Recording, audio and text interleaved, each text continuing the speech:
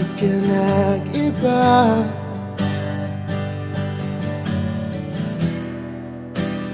Meron na bang iba? Sana sinabi mo para di na umasang may tayo pa sa uli. Sana sinabi mo hahayaan naman kitang sumaya at umalis. Sana sinabi mo para di na umasang may tayo pa sa uli. Sana sinabi mo hahayaan naman kitang umalis.